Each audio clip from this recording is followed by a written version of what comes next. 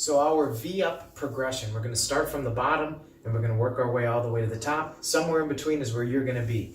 Now, first exercise of our V-up progression is just a tuck in with our lower back on the floor. So we start with our hands and feet extended. We come in, nice tuck in, all the way back down to the floor. To make this a little tougher, you keep your legs off of the ground, keeping your core engaged.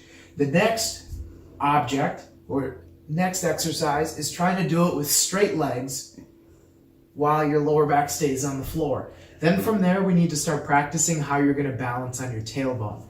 So we're going to come up, we're going to grab our legs, and then we're going to come back down. We're going to come up, grab our legs, come back down. Just learning how to practice on your tailbone.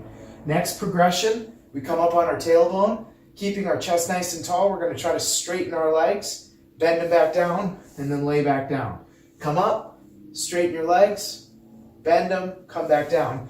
Next progression is getting into that position, straightening your legs, and even if it's just for a moment, trying to extend your arms out while still balancing on your tailbone. Come on up, tailbone, arms up.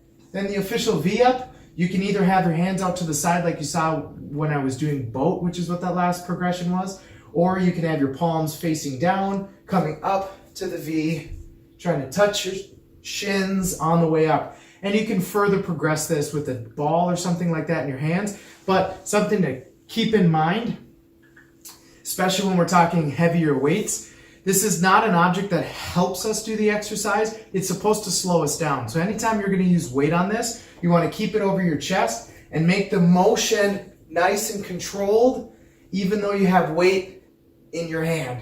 Because again, if you start throwing, I don't know what this is, 15, 18 pounds, if you start throwing 20 pounds, you're going to come up too aggressively and you're just going to wrench your back. And that's our V-up progression.